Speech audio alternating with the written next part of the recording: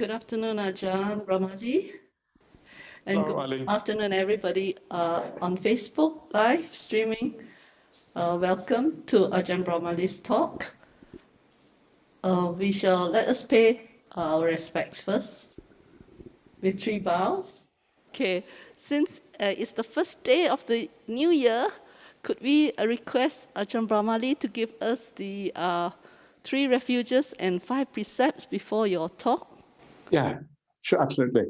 𝐿𝐴𝐿𝐴, what would you like? We have 2 hours ahead of us. How would you like to divide the time? We have 10 minutes of quiet time or meditation, followed by your talk, and then half an hour of Q&A from people who submit their questions online.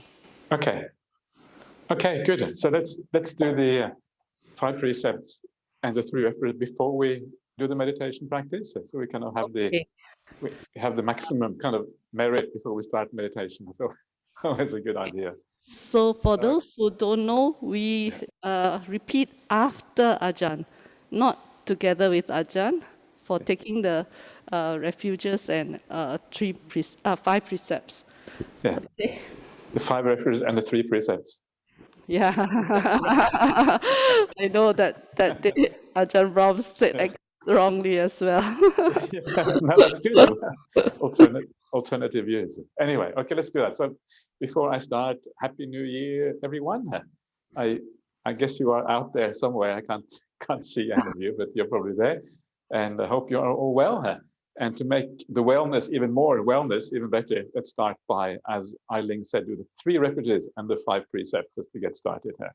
So let's start with that. So here we go. So as 𝐿𝐴𝐿𝐴 was saying, I will say it first, and then you can. Is it 𝐿𝐴𝐿𝐴? I'm just wondering because are you going to say it on behalf of everyone? Yes, they will follow at home as well. Yeah. Okay, but you will be saying it. One person saying it. Yeah. So I will follow you. The rest can follow. Okay, excellent. Okay, so here we go. Namo tassa bhagavato arahato samma sambuddhassa.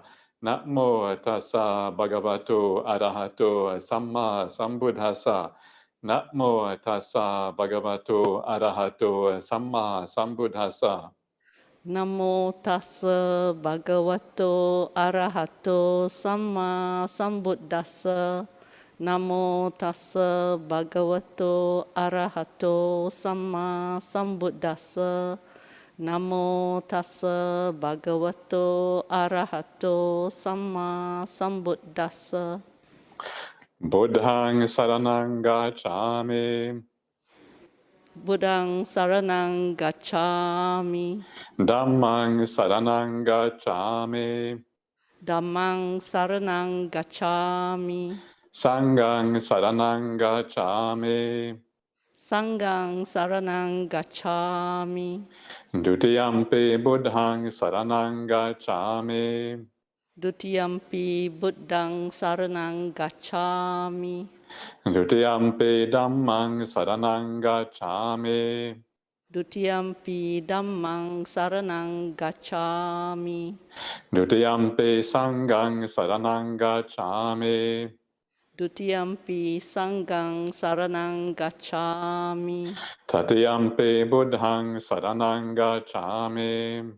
Tatiyampi buddhang saranang gacchami. Tatiyampi dhammang saranang gacchami. Tatiyampi dhammang saranang gacchami. Tatiyampi sanghang saranang gacchami. Tatiyampi sanghang saranang gacchami. Ti sarana gammanang nittitang. Amabante. Panati pata veramani sikkhapadang samadhiyami. Panatipata veramani sikkhapadang samadhiyami. Adinadana veramani sikkhapadang samadhiyami. Adinadana veramani sikkhapadang samadhiyami. Kamesu miccācara veramani sikkhapadang samadhiyami. Kamesu miccācara veramani sikkhapadang samadhiyāmi. Musavada Veramani Sikkhapadang Samadhiyami. Musavada veramani sikkhapadang samadhiyāmi. Sura Meraya Majjapamadatana Veramani Sikkhapadang Samadhiyami. Surameraya majja pamadatana veramani sikkhapadang samadhiyāmi. Emane Pancha Sikkhapadani Silena Sugating Yante Silena Bhoga Sampada Silena Nibbuting Yante Tasma Silang Visoda Ye. Sadhu, sadhu, sadhu. Okay. Okay, thank you, Ajahn. Can you lead us with a short guided meditation followed by... Sure. Yeah, well, let's do that. So let's do a little bit of meditation together just to get ourselves ready for the Dhamma talk, for the day, for the entire year, 2021, 22. I better get it right now. And get it started in a good way. So just sit back, close your eyes, find a nice and comfortable and easy position for yourself. If you need to lean on something, it is fine, but make sure that you are at ease, that you are comfortable, you have no tightness anywhere, and just allow yourself to really relax and enjoy just sitting here, right now.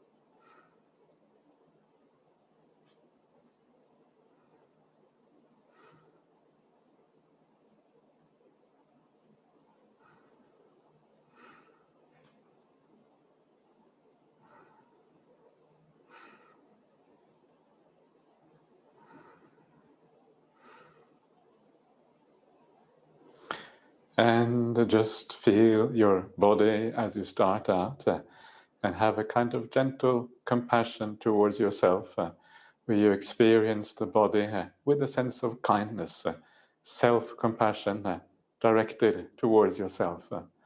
And as you do that, you just allow things to fade away from the mind, the past fading away, the future fading away, and allowing the body to relax right here in the present. Just enjoying what you have now, enjoying the peace around you, enjoying the good company of fellow Buddhists, practicing in a good way.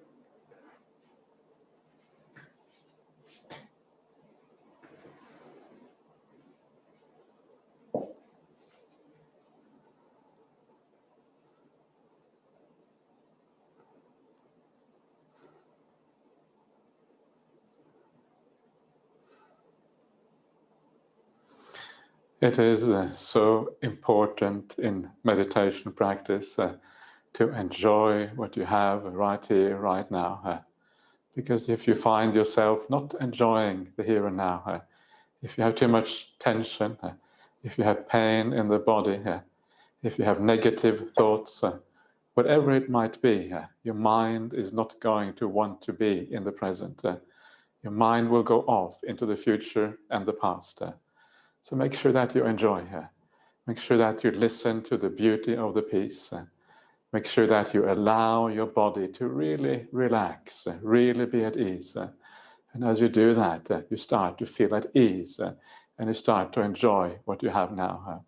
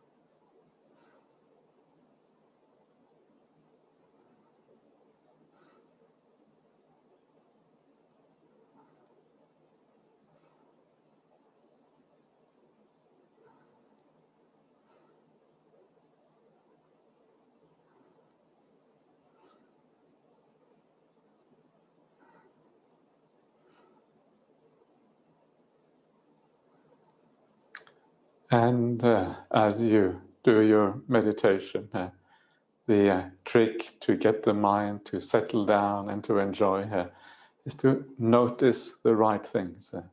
Notice the things that are nice. Notice the things that are peaceful.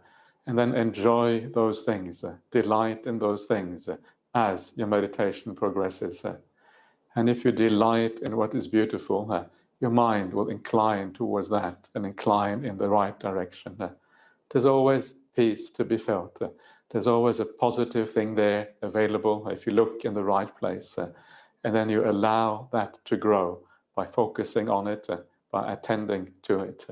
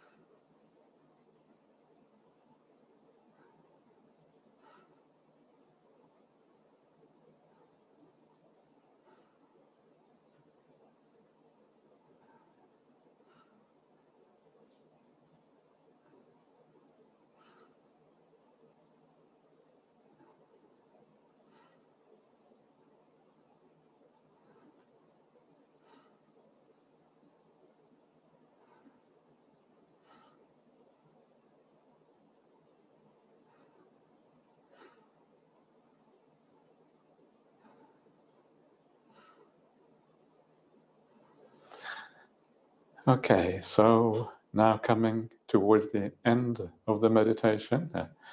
Before we come to the end, just take a few moments just to recap and to look back.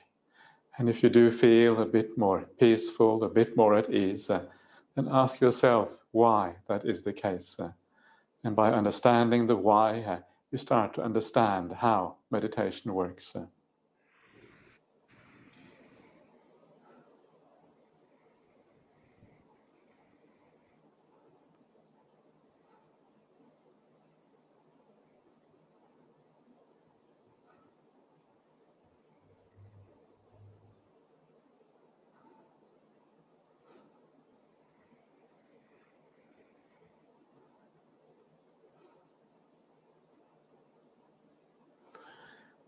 Okay, so that's the end of the meditation, so please come out. Thank you, Ajahn. Your talk is today is being streamed live on another 2 Facebook pages. I forgot to welcome our friends at Buddhist Gem Fellowship and Maha Satipatthana Buddhist Society, both in Malaysia. So welcome to our friends there, as well as from Buddhist Fellowship. So now Ajahn Brahmali's talk will be on what is in store, is it? I can't remember that. What is the title? The title is... the talk, get your... what is it again?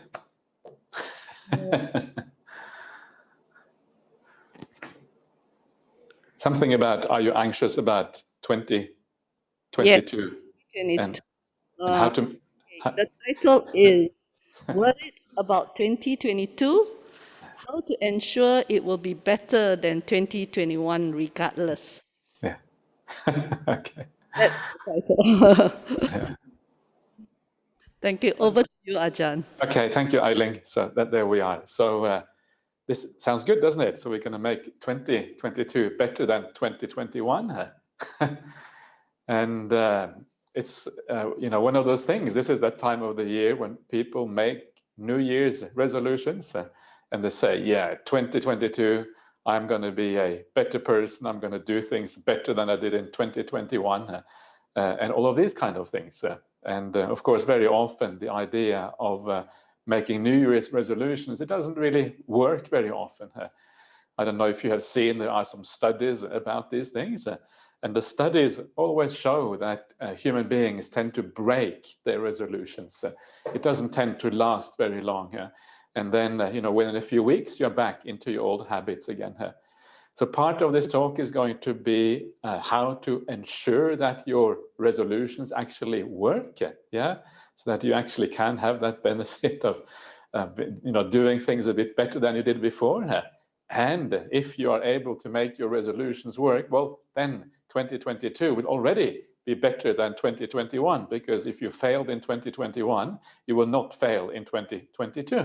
So already that's a good starting point, But one of the things that has kind of been, I think, on many people's minds over the last couple of years and also recently is all the problems in the world. And it's fascinating. You see a lot of people talking about, they have all kinds of anxieties about all kinds of things. People say they have climate change anxiety. They have anxiety about, the political situation in the world. People have COVID anxiety. And all of these kind of things. And, there's lots of problems in the world with lots of refugees and homeless people and all of these kind of things. And sometimes, living in Singapore or living in Perth is not very representative of what much of the world is like. Much of the world is much more difficult than we have it in these places. And so with all of these problems in the world, people say, oh, I'm so anxious about all of these things. And what to do about it? And the answer is, in the Buddhism, we have a very easy answer to that. And that answer is basically that the world is always going to be problematic. To be able to find a way out of that anxiety, out from all the problems that affect us, we have to look somewhere else. So where is that somewhere else? And to show you a little bit about this, I thought I would share with you. This is a short little sutta. This is something that I shared with the people on the recent retreat that we did. This is only a few verses long. But this is a sutta from the Buddha's own life. And what is interesting about this sutta is that the Buddha had many of the same emotions that people go through today. The sense of dread, fear for the future. The Buddha even had that. And sometimes when you realize that the Buddha had the same thing, you think, wow, we are in really good company here. Maybe there is good grounds for having fear for the future. The Buddha was afraid of the future. What about us? It kind of makes sense.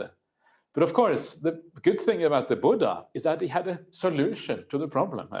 So maybe if we look at what the Buddha had to say about this, maybe we too can understand the solution. How do we deal with the problems in the world? What is the solution to get out of this?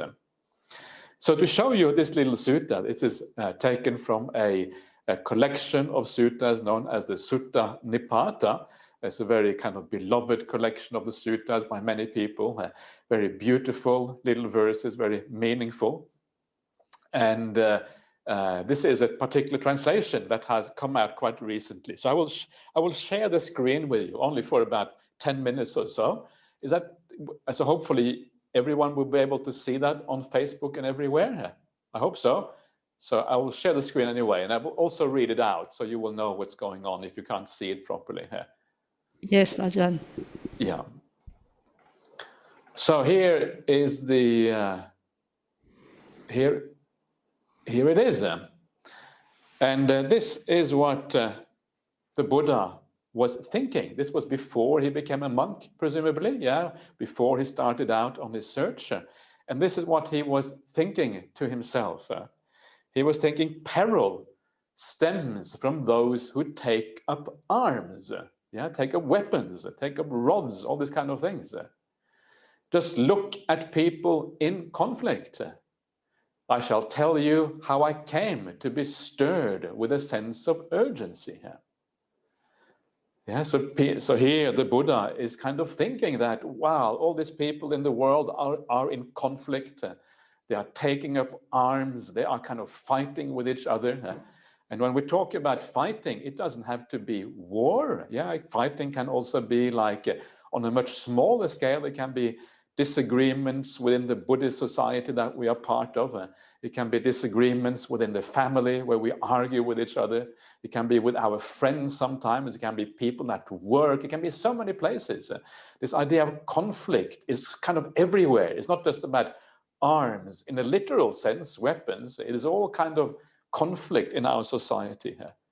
Yeah, so the Buddha says, well, I saw all this conflict, yeah, and now I will tell you how this gave rise to a sense of urgency within me. I saw this population flounder like a fish in a little puddle. Seeing them fight each other, fear came upon me. I saw the population flounder. You know, when it is like when a fish is trapped and the fish is kind of thrashing about, you know, obviously being afraid, trying to escape or something, like a fish in a small puddle, thrashing about, not finding an escape, desperately trying to save its life. And our population in the world is a bit like that. It's like a fish floundering. We're all agitated, all moving around restlessly, not really finding the peace within us, but always kind of restlessly fighting and in conflict with each other. And then the Buddha says, and this is kind of really powerful, yeah, seeing them fight each other, people fighting each other, verbally, physically, in all kinds of ways. Fear came upon me.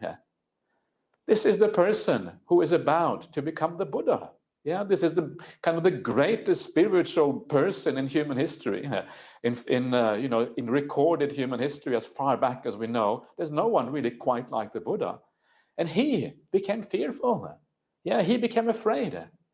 So when you think about climate change, when you think about COVID or pandemics or whatever it might be, and you feel fearful, you are in very good company. Yeah. What you are afraid of is that the world is kind of going the wrong way. What you are afraid of is you don't know what the future is holding.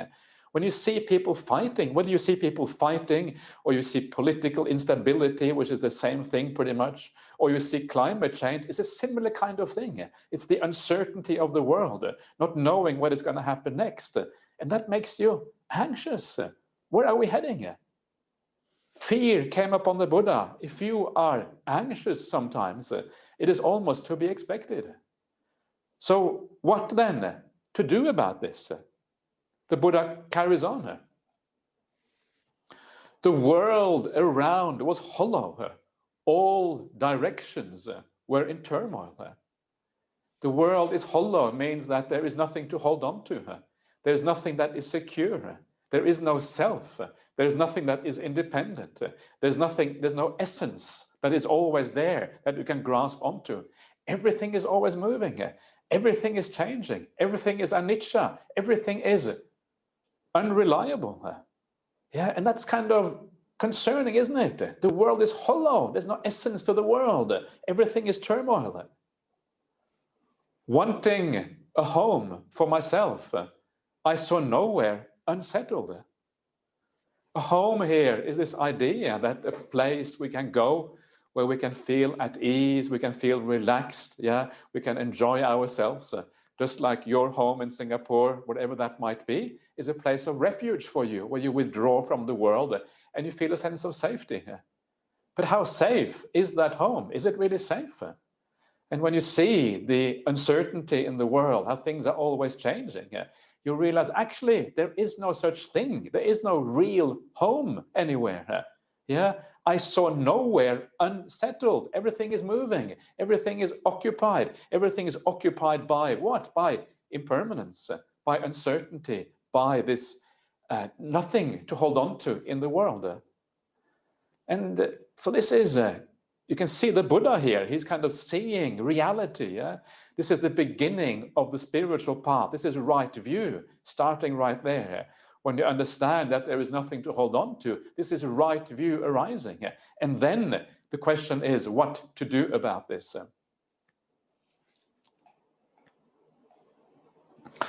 But even in their settlement, they fight, seeing that I grew uneasy. Then I saw a dart there, so hard to see, stuck in the heart. Yeah, so even where people settle, because there isn't really any place to settle. Yeah, they even though they only have temporary settlement, even though they are already in a very difficult and uncertain situation, they fight. Yeah, we fight each other, even though the world is difficult enough as it is. We are kind of crazy in this world. Yeah, it's like we have multiplying the problems. Already we have enough problems, and then we fight each other just to make it worse. Yeah, this is kind of humanity for you. Sometimes we just we don't know what we're doing. And of course, the Buddha, again, I grew uneasy. Yeah, more of the same kind of fear when you see that.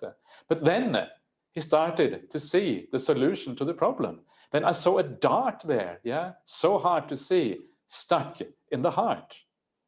The dart in Buddhism is the dart of craving and attachments. And one of the kind of great teachings of the Buddha is that whenever there is craving and attachments in the world, whenever there is the sensory world around us, yeah, there is going to be conflict. Conflict comes out of that world. Whenever there is something to hold on to, and because we cannot share everything, because everyone wants more, everyone wants a larger piece of the pie is only so large, and we want often the same things in the world. Yeah, because of that, the consequence of living in a sensory world where we attach to external things, and because they are external, they are shared things in the world. The consequence of that is conflict. It is fighting. It is violence. It is all of these kind of things that we don't want. Yeah, it comes from craving. It comes from attachment. That is the root cause. That is why we fight. And it's like, it's a very interesting thing, because this is one of these things that if you ask people, do you want war? The answer is, of course I don't want war. Nobody wants war. All war leads to is enormous amounts of suffering. People dying, people getting injured, property getting destroyed. There's so much suffering in the world. Yeah, no one wants war. And even though no one wants war, even though no one wants conflict, even though no one likes violence, we still do it. The reason is we cannot stop ourselves. Yeah, once you live as part of the sensory world, it is part and parcel of living in that world that we also have all of these problems. That's kind of scary, isn't it? It's very unpleasant, because when you know that these things always belong together, you cannot separate them. It is like the whole sensory realm. It is blighted. It is dirty. It is unpleasant, because it always comes with all of this, lots of negative sides, all these downsides to it. So the Buddha saw the dart there, so hard to see, stuck in the heart.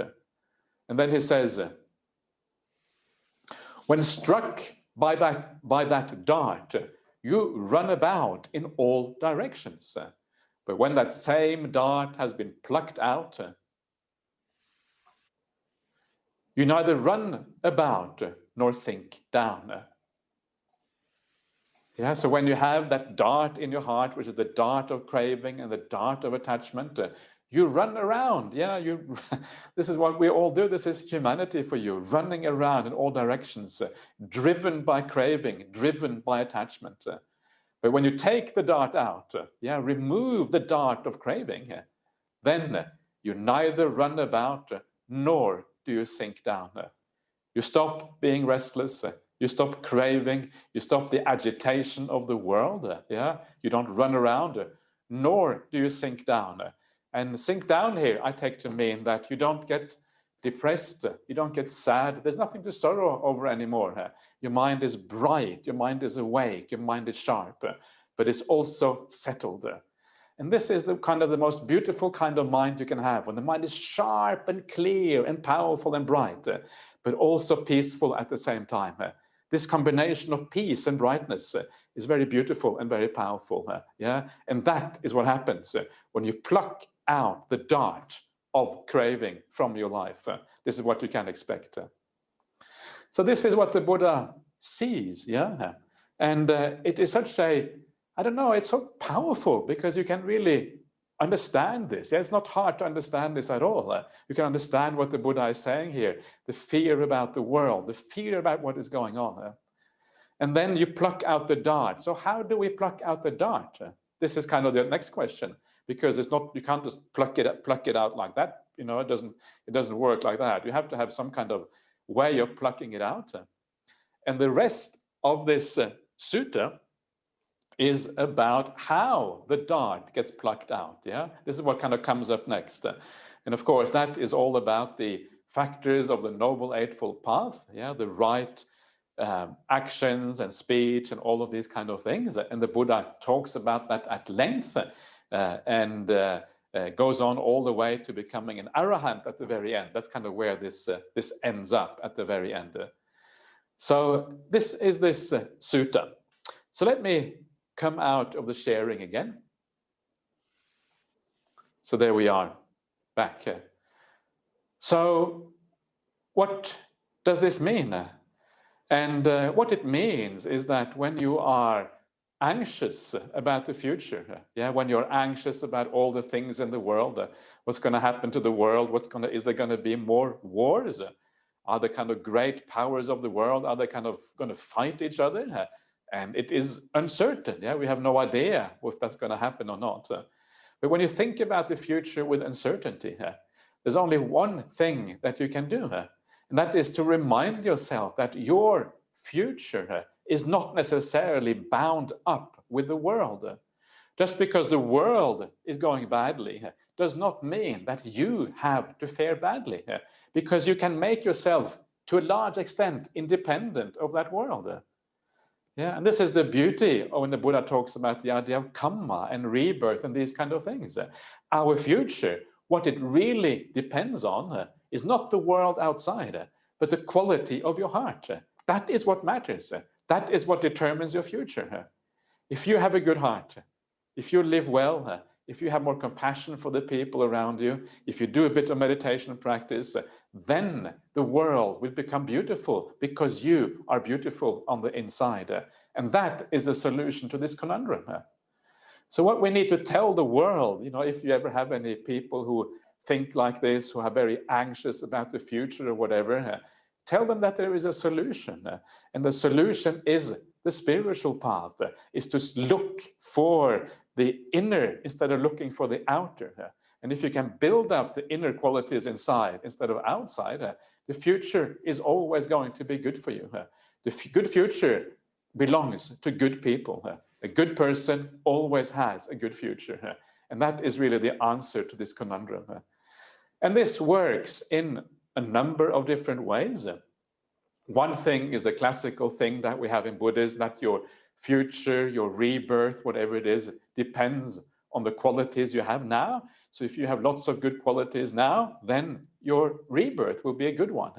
But it's also true in this life itself, yeah?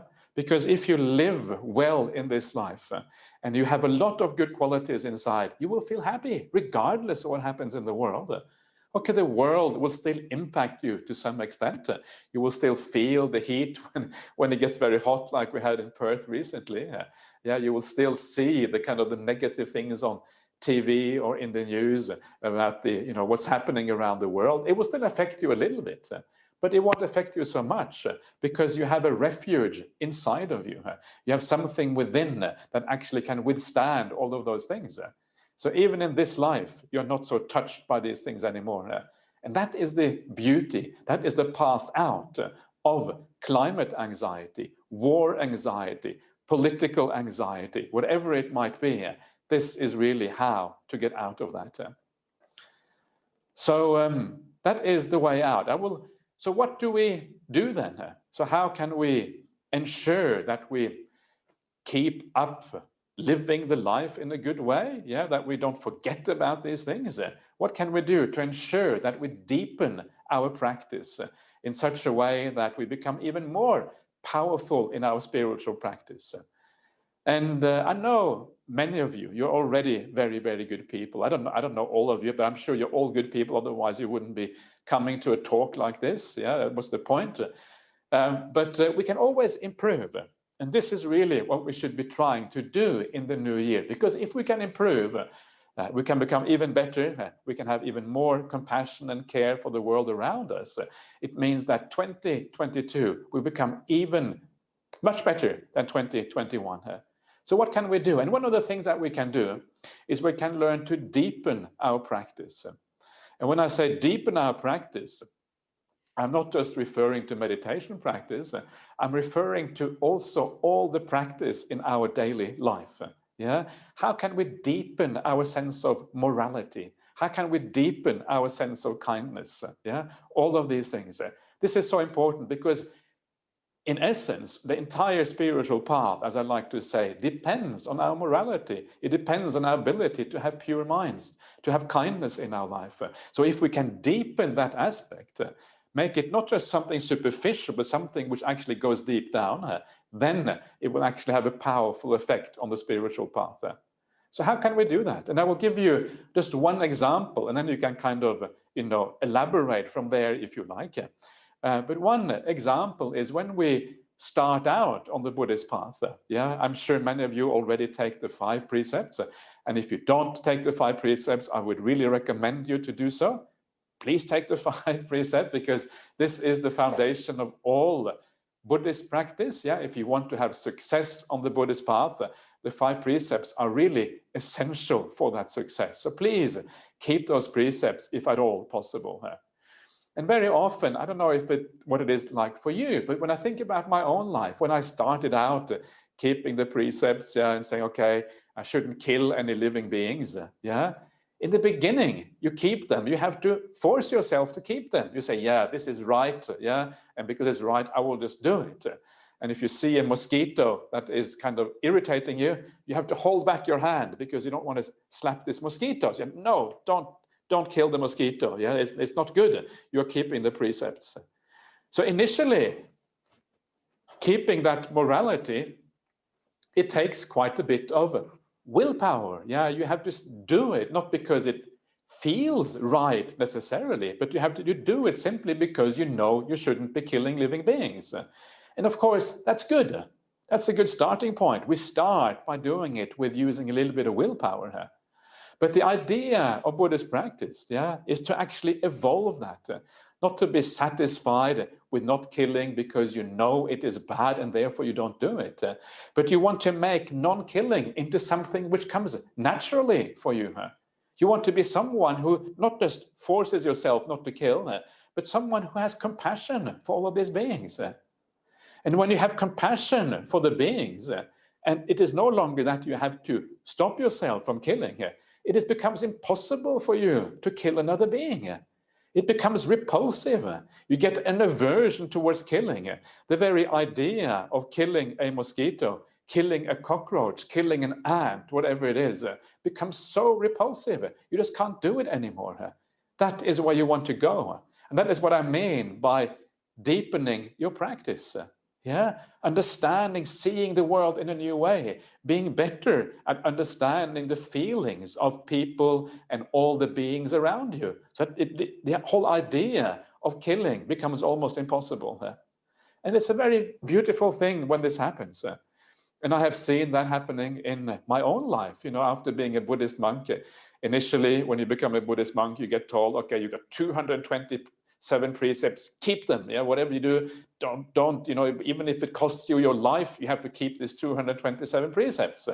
That's what you get told sometimes when you're a young monk, even if you have to die. Okay, I promise, I will keep those precepts. And actually, there's much more than 227. 227 is just the core precepts. Then you have all the extra ones on the side, the small little things that you cannot do. If you add it up, it comes up maybe to 5,000 precepts if you add them all up. There's a lot of rules and regulations that you have to keep as a monk. And initially, you use your willpower, you use your knowledge of the suttas of the Vinaya, and you just keep them because of that. But over time, what you do is you start to develop an understanding of what is going on. And part of that understanding is the understanding of life, what life actually means. Yeah, and you see the ants on your walking path. You see the spiders on your walking path. I'm not sure about Singapore, but in Australia we have poisonous spiders. Yeah, if they bite you, you get really bad. You get really ill as a consequence. You don't die, but you get quite ill as a consequence. But after a while, it's like you cannot kill these insects anymore. The whole idea of killing them is just completely out of the window. And sometimes when you see the insects, you see them on the walking path, you just want to be kind. You want to be gentle. You don't want to step on them. And when I started out as a monk, I was a bit rough. I just, okay, get away, ant. Yeah, you are in my way. I'm doing walking meditation here. Don't want to see you. And I brushed them out. But then over the years, what happens is that you become even gentle towards the ants. Yeah, you say to that, okay, ant, listen, this is my walking path. Please don't walk here. Yeah, that's the wrong place for walking. We can't walk together because you are small, I am big. If we walk in the same place, you're going to become very flat. Yeah, don't walk where I walk because it's going to be problematic for you. Walk somewhere else. So I take a brush and then gently you sweep the ants off the walking path with gentleness, with care. Why? Because you care for that life. You understand these beings want to live. They have feelings just like us. If the ant could talk to you, they would say, please don't kill me. I want to live. I just want to go about my business, finding food here, finding food there. I want to be happy too. And it's very difficult to be happy as an ant. So please don't make it more difficult for me. Yeah, this is kind of how it is, right? So then when you understand that, and when you think of the ant in that way, you become gentle. You take the broom and you very gently sweep the ant off the walking path. Or I come to the corner of my walking path, and when I come to the corner of the walking path, I see one of these poisonous spiders. Yeah, sometimes they have a nest on the corner of the walking path. And most people, when they see these poisonous spiders, they freak out and they say, oh, get it out of my house. Yeah, get it off my whatever, because I don't want to be anywhere near these spiders. And usually maybe they will come with a spray, or they come with some kind of evil thing to get to exterminate this poor spider. But for me, I know now because I live in nature, my 𝐀𝐽𝐻 is very small, very open. There's nature everywhere around. I know if I treat the small spider with respect, with kindness, it's not going to hurt me. Even though it is poisonous, even though I would become very sick if I got bitten by the spider. Usually I just leave them in the corner to do their own little business. Yeah, and after a while, all these tiny little spiders come out because they have kind of offspring. And then there's like 100 of these tiny, tiny dangerous spiders. But it's okay. You just leave them there. And if you leave them in peace, they don't touch you. Yeah, if you don't touch them, they don't touch you. It's like a mutual agreement. We just allow each other to exist, and there is no problem. And you can walk within 10 centimeters of these dangerous spiders, within 5 centimeters. Nothing ever happens. And it's so beautiful to live like that. And you realize that nature, you treat nature with kindness. Nature treats you with kindness back. There's a mutual agreement, a mutual understanding here. And sometimes if you have to remove the spider, okay, you take out a little broom and you gently try to lift the spider up and you take it away with the broom and you put it somewhere else. And it's not a problem at all. So that is my challenge to you. Build up that compassion. Understand that these beings have feelings just like you. Yeah, they're like almost like small human beings walking on the path. If there was a small human being or a small kitten walking on the path, would you kill that kitten? Would you kill that human being? Of course you wouldn't. So try to see the world from the perspective of the insect. And as you do that, you can allow compassion to arise, even for these small little beings in your life. And as you do that, your precepts become so much more powerful, yeah, because they come from a real sense of kindness inside, a real sense of understanding. And that is when you stop killing, you stop cheating others or stealing, you stop the sexual misconduct, you stop lying because you know that all of these things, you are hurting other beings, and you're now coming from compassion, coming from kindness instead. So that is one way of deepening your practice, of really bringing it home in a very profound way so that it becomes more a natural principle in how you live your life. So one of the ways of reminding ourselves why these things are so important is to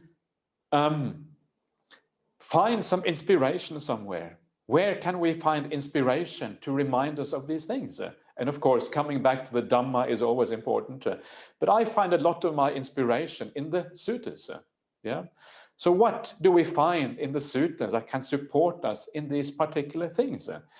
And one of the things that we find in the suttas, and I'm going to tell you just a few very short little stories from the suttas that show us how the Buddha lived, how the great arahants, these perfectly awakened people 2,500 years ago, how they lived, and then see if we can draw some inspiration from that, how we can understand the Buddha in the right way.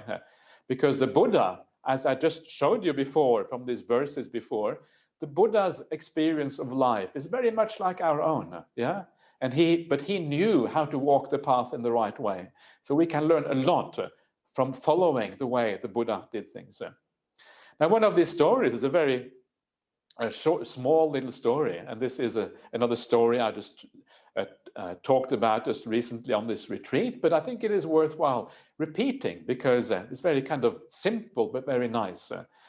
And this is a story of a man. He was a Brahmin, so like a high class or a high caste man. And he came to the monks. This is 2,500 years ago at the time of the Buddha. He came to the monks and he said to the monks, I would like to be ordained. And what did the monks say? The monks said, no. It's very traumatic and very hard to be rejected like that. And because this Brahmin was rejected like that, he became very sick, very thin, very pale, and he had these veins, the blood standing out all over his body. And he was in a really, really bad condition because he was rejected by the monks. It is not nice to feel rejected in this life. And then the Buddha sees this Brahmin. And after the Buddha has seen the Brahmin, he goes to the monks and says to the monks, what's happening? What's going on? And the monks tell the Buddha, well, we said he can't ordain. That's why he looks like that. He looks so sick. And then the Buddha says to the monks, can any one of you remember anything that this Brahmin did for you? And then the person who replies, is not just any ordinary monk. The person who replies is Venerable Sariputta. Venerable Sariputta, who is the greatest arahant in the world after the Buddha, the one with the greatest wisdom, the one who is supposed to turn the wheel of the Dhamma if the Buddha can't do it anymore. And Venerable Sariputta says, very simply, I was walking for alms here in Rajagaha, the capital of Magadha. And when I walked for alms, this man, this Brahmin, gave me a spoonful of food. And then the Buddha replies, Sadhu, sadhu, Sariputta. Great people have gratitude. Isn't that kind of strange? We are used to reading about these great arahants. We are used to reading about the great arahants having very profound insight. Non-self, dependent origination, understanding the five aggregates. Being kind of without any self, understanding the world in a completely different way. But here, the Buddha praises Sariputta not for his insight, not for his wisdom, but for having gratitude. Isn't that kind of extraordinary? And the extraordinary thing here is that this Brahmin was probably a very ordinary man. Probably he was not very special or very kind or anything like that. That's probably why the monks rejected him, yeah, because they didn't really like him. They had some problem with him, yeah. But so Sariputta was remembering this very ordinary man, who does one act of kindness. And because you are so purified, because you have the right attitude, you remember that one act of kindness from this very ordinary person out there. This is what it means to be an arahant. Yeah, it's this purity of heart. It's this ability to see the positive in the world. Okay, there are other sides to it too. There is non-self and all of that. But a large part of what it means to be an arahant is to have a very beautiful emotional life like this. And we can all relate to that, yeah? You understand what it means to have gratitude. You understand what that means. You know what it is to have compassion. This is what the arahants have. They have this to a very, very high degree, but they have exactly the same emotions that we have, but to a very, very high degree. And this is so beautiful when you think about it. It enables you to connect with the arahants in the world. The arahants are these extraordinarily kind beings. They are so gentle inside. They have all these beautiful qualities. They are such wonderful people to be around, yeah, because they have all these qualities. And when you can relate to the arahants in this way, and you see their humanity just like your own humanity, then you can be inspired by them. They will lift you up when you get inspired by them, and you will do exactly the same thing. So when you read this story, you think, wow, that is such a simple thing. I can do that. And it's not only simple, but it's beautiful because it's done by the arahants. I should do the same if the arahants do it in this way. And you start to look at people around you in the world with new eyes. Whenever people do an act of kindness to you, whenever people say something to you out of kindness, you start appreciating it in a new way because you know there's something very beautiful going on here, something worth remembering. When someone gives something to you, they help you in a certain way, they smile at you, whatever it is, there's something very powerful about that. And you should never forget it. You should bring it with you and remember that there is here something spiritual going on that is very beautiful and very useful. And in this way, you become more grateful in your own life. And when you become more grateful, you're building up one of the qualities of a great being. The Buddha says, sadhu, sadhu. Gratitude is a quality of great people. And you're building up the same thing. So this is one way of taking that suttas, inspiring yourself by this, and then knowing that I too should be living in the same way. And of course, it is even more powerful when you then start to give yourself. You become more kind to other people, and you come from real compassion inside. Because when you come from real kindness inside, it becomes easier for you to understand the kindness of others. Yeah. And then you become more grateful to others because you are more kind. You become more grateful to others. And this whole thing builds up and builds up and builds up. Gratitude, kindness, going hand in hand in this way. And it becomes a very positive flow in your life. It's not just Venerable Sariputta who had gratitude. Another person who had gratitude was the Buddha. Yeah, the Buddha, again, this greatest spiritual person in history. And we always think about the Buddha's wisdom, but the Buddha was also very grateful. And this comes out in the story after his awakening. And after his awakening, the Buddha is thinking, who should I now teach? And after thinking of a few people, the people he thinks of is the 5 ascetics who were looking after him. Yeah, well, the Buddha was striving very hard and he was doing all the tormenting of the body and all of that. He had 5 monks looking after him, supporting him in all different ways. And after his awakening, the Buddha says, well, I should teach these 5 monks first. Why? Because they were helpful to me. Yeah. And again, that's kind of beautiful, isn't it? I mean, these 5 monks, they weren't anyone special, maybe. Actually, maybe they were a little bit special because they got insight and things very quickly. But they were still fairly ordinary people. They rejected the Buddha after his awakening, yeah, because they thought the Buddha had become slack and living luxuriously and these kind of things. But the Buddha, yeah, the greatest spiritual person in human history here, he thinks, wow, they helped me here. I should repay that sense of gratitude that I have towards them because they helped me in this way here. This is the Buddha, yeah, not just any ordinary being here. So again, it connects you to the Buddha himself because these are the emotions of a great being. They have gratitude. So this is one way of thinking about the Buddha and also Venerable Sariputta. Some of the other stories in the sutras that I find very kind of touching, and many of these stories I have taught them before and talked about them before, but I think they may be worthwhile bringing up again because they are kind of fit well with the theme of today of deepening your practice. And one of those great examples is Venerable Sariputta. When he was he was walking somewhere. And when he was walking somewhere, his lower robe wasn't quite right. Yeah, it was kind of a little bit on the side or something like that. And then when he was walking, he walks past this novice. Yeah, novice, a samanera. They are often like children. Yeah, maybe I don't know how old the novice was, 12-year, 14-year, 16-year-old, something like that. And Venerable Sariputta, how old is he? He's maybe 50 years old. He's an arahant. He's the greatest arahant in the world after the Buddha. And then he walks along, and this little novice, he sees the Venerable Sariputta's lower robe is not right. So he says to Venerable Sariputta, "Oh, Venerable, your robe is not on properly here." And it takes some guts, yeah, to say that to Venerable Sariputta. I don't know if I would dare to say that to a kind of a really great monk. Yeah, excuse me, Venerable, but your robe is a bit off. It's a kind of nice situation.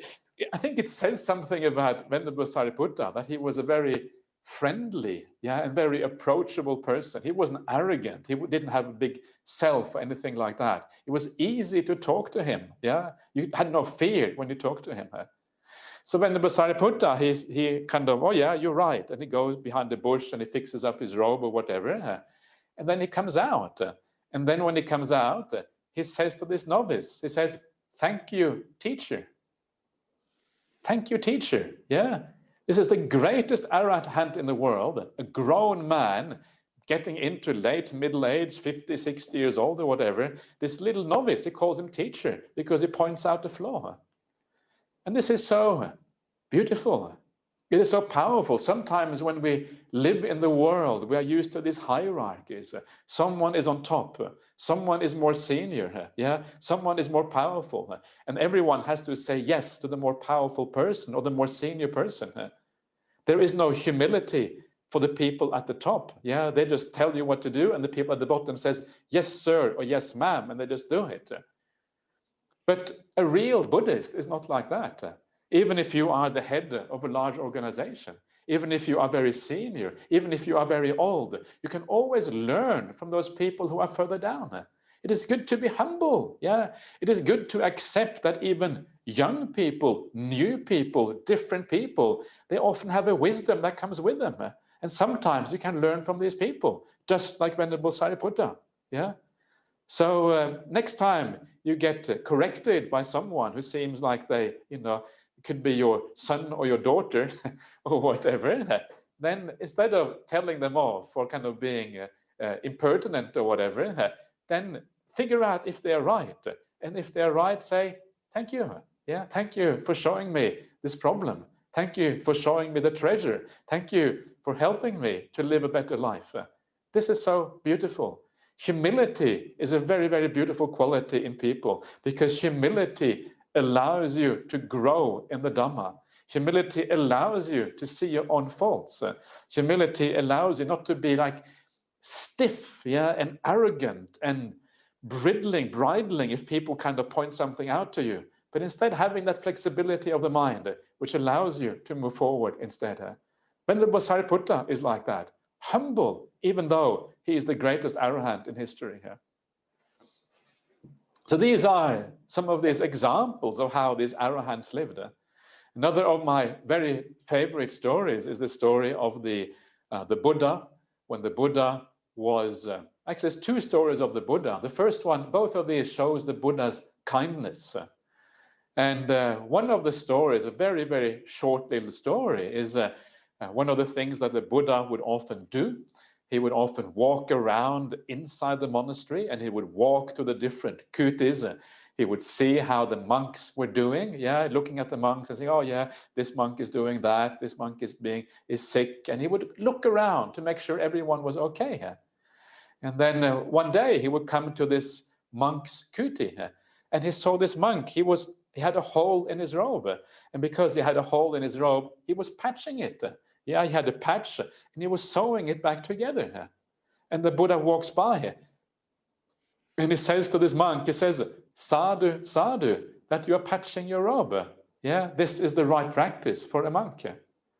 It is going around encouraging his monks, seeing when they're living in the right way. And if they're living in the wrong way, then maybe having a meeting and pointing it out, but encouraging with kind speech. Another of my favorite stories is where the Buddha is also walking around the dwellings. But this time he sees a monk who is really sick, a monk who is suffering from dysentery. This is quite a well-known story. And when the Buddha sees this monk suffering from dysentery, and dysentery is a very filthy illness, everything is just coming out of you all over the place. You have no control on anything. It's just kind of filth everywhere. And then the Buddha sees this monk really, really filthy. And then he asks the monk, what is your illness? And the monk says, Venerable Sir, I have dysentery. And then the Buddha says, well, why is no one looking after you? And the monk replies, no one is looking after me because I don't do anything for the monks. That's pretty bad, isn't it? You don't look after him because he doesn't do anything for you. It's a bit dodgy. I can imagine if the Buddha probably wasn't all that impressed if he heard that. And then the Buddha says to Venerable Ananda, Ananda, get some water and we will clean up this monk. And so Venerable Ananda brings back the water, and they have a sponge or they have something like that. And they wash the monk, the Buddha and Venerable Ananda, they wash this monk, clean him all up, find some nice fresh robes, put the fresh robes onto him. The Buddha takes the monk by the head, Venerable Ananda by the feet, and they lift him up on the bed so he can relax on the bed.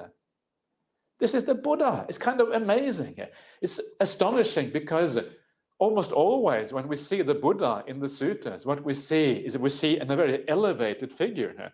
We see someone who is always very wise, who is kind of above all the ordinary things of the world, who always gives you advice on what you should be doing.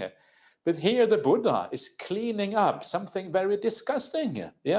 All the excretions and all the things that come out of you when you have dysentery, it's just really terrible. And even thinking about the Buddha doing this is kind of hard, because it just doesn't fit with the image many people have of the Buddha. But this is the real Buddha. It's the person of kindness, a person of compassion, a person who does the kind of interhuman things that we have to do for each other when we are sick. Even the Buddha does that. And then, of course, the story is afterwards, the story then carries on, and it says that, the Buddha then cleans up this monk. He goes to the rest of the monks, and he asks the rest of the monks, well, is there a sick monk there? Yes. Why is no one looking after him? Because he doesn't do anything for us. The Buddha is not very impressed, and the Buddha says, anyone who would look after me, if I am sick, should also look after his fellow monks. Why? Because you have no mother and father to look after you. You only have each other. If you don't look after each other, who is going to look after you? So very powerful. This is the Buddha for you, coming from this very pure emotions inside of kindness, of compassion, of understanding for the world. And if the Buddha does that, we should, of course, be doing the same thing here. This compassion, understanding for the world, which is so powerful and so important in these cases. And I could go on. There are more stories in there as well. There are stories where the Buddha shows his compassion for the world. And this is another quality that we If we reflect on the Buddha, we can think about the compassion that he had, yeah, how the Buddha spends his entire life just teaching out of compassion for the world, because he knows he has the answer that everyone is looking for in the world, the answer to the end of suffering, the answer to the highest happiness. The Buddha has all of those things, and because he has that answer, then he has compassion, because he knows he has the solution to the problem of everyone. So even though it is stressful for the Buddha, even though it is painful for him, because he has to forego his meditation, he can't meditate as much, he can't meditate as deeply as he otherwise would, he still is happy to do that because of the compassion for the people and the world around him.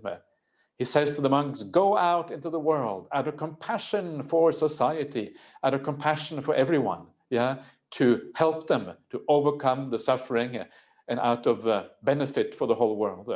And that is how the Buddha lives his own life. He is sacrificing his own happiness so that he can help others. And sometimes we have to do the same, because sometimes by sacrificing your own pleasure in the here and now, you're building up more happiness in the long run, because you can think back on your good qualities in the long run. But there's one more story that I wanted to briefly mention to you as well. And this is a story that I don't think I've taught anywhere before, yeah? So this is a different kind of story. It is found in the Vinaya Pitaka. And the reason why I'm taking things from the Vinaya Pitaka, this is the rules of the monks and all the guidelines for how the monastic community is supposed to live. One of the reasons is because I've been translating all of these things. So I'm kind of, it's on my mind, if you like. And that's why it is easy for me to talk about this. And this particular story is also a Jataka. Some of the stories in the Vinaya are also Jataka stories. But it is a beautiful little story about how to have the right attitude, yeah? How to deepen our morality so that we can actually make 2022 better than 2021. And this is a story of a king, yeah? This was an ancient king who was the King of Kausala. And this supposedly was maybe even before the time of the Buddha. And there was two kings. One was the King of Kausala, and the other one was the King of Benares, Varanasi, that famous city in India. And the King of Benares, he was very powerful. He had all the, the big army and wealth and all of these kind of things. But the King of Kausala, he was very poor. He had very little army, very little money, very little of anything here. So one day, this King of Benares, who was very powerful, he was known as King Brahmadatta, he decides, I'm going to attack this poor king. Yeah, he doesn't have any army, so I will be able to win very easily. So this king who doesn't have any army, when he hears that Brahmadatta, the powerful king, is coming, he flees the town, and he just allows the king to take everything. Instead of fighting an impossible fight, might as well just give everything up. And then he flees the city, and he allows that other king to take his country, to take his army, to take all his wealth, basically take everything, and he has nothing left. And then when he has nothing left, he decides, well, I need a place to live. Where should I live? And the place he decides to go is to Benares. Benares is the capital city of the king who attacked him, yeah, Brahmadatta. So he goes to live in a potter's shed. Potter is one who makes pots, yeah, and a very simple person. And he lives in this potter's shed together with his queen. And they live disguised as potters, basically, look like potters. And then one day they have a child. And this child is called 𝐁𝐫𝐴𝐵𝐻. 𝐁𝐫𝐴𝐵𝐻 is the name of this child. And he then is like the prince, yeah, he becomes a prince because even though they don't have a kingdom anymore, he is the rightful inheritant of that kingdom. And then the king who is living as a potter, he thinks to himself, well, I should make sure the prince is safe. I will take him out of the city and I will let him live far away somewhere so that he will not get killed by Brahmadatta, who has already taken my country and everything. I want to make sure the prince is okay. He takes the prince out of the city. The prince then grows up somewhere far away. And in the meantime, the old king who is living as a potter, he gets found out by Brahmadatta. And Brahmadatta, the king who has already stolen his whole country, comes to get the king and his wife.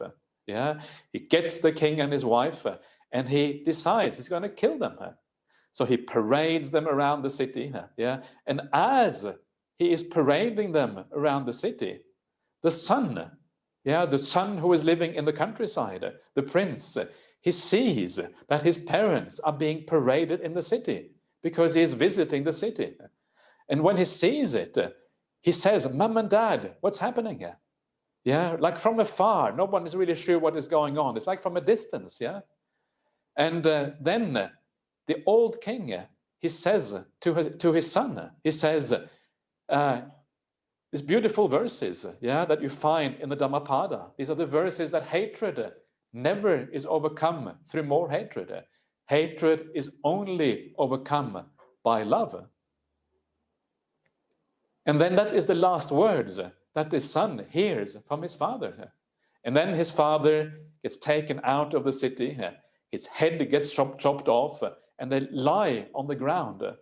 And of course, the son is terrible. You can imagine seeing your parents being killed like that. So he goes out to his parents, he finds his parents on the ground, he builds a funeral pyre, puts his parents on top, burns the whole thing up, to kind of give his parents a good funeral. And then he goes into the city and he cries his heart out because it's such a terrible thing that has happened to him. His country has been stolen because it was stolen from his father. Everything he owned was stolen. His parents were killed by the same king. Everything was taken by this king. And then the story carries on. It goes on for quite a while. And somehow he is able to work in such a way that he becomes the attendant to this king, Brahmadatta, this king who has done all these bad things to his family, even killed his parents. He's able to become his attendant it's a nice story. I can't tell the whole thing because it's going to take too long. And because he becomes the attendant, he gets the opportunity to kill the old king. And just as he is about to kill him, he draws out his sword, because he's a very close attendant. The king happens to be sleeping in his lap. That's how close he is. He draws his sword. He's about to chop off the head of the king. And then the verse comes back in his mind. Hatred never stops through hatred. Hatred only stops through love. And then he puts back his sword into its sheath, and he decides not to kill the king. And then the king wakes up, and the king says, "Oh, I had a nightmare. I had a nightmare that the prince of the king that I killed before, he came and wanted to chop off my head." And then the prince says, "Well, I am that son of that king. It's me. I am here, and I wanted to take revenge on you. But then I remembered at the very last minute that this is the wrong way to go. I grant you life. Please, king, you also grant me life." And then, because of the beautiful action of the prince, not killing this king when he had an opportunity, they both grant each other life. Because when you have that kind of big heart and you grant someone life, someone will repay that by also granting you life at the same time. So the king decides he will not kill this young prince, and the young prince decides he will not kill the king. And then later on, soon afterwards, he says, "Not only will I not kill you, I will give you back the kingdom that I stole from your father." So he gets back the kingdom. And of course, because this is a fairy tale, because it is a Jataka story, he also gives his daughter in marriage to this young prince.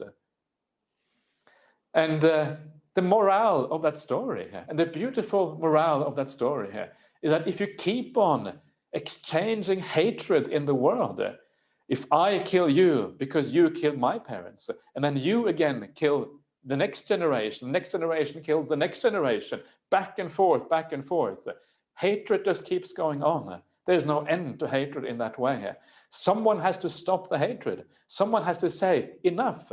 Yeah, now is the time to have love instead. You are a human being.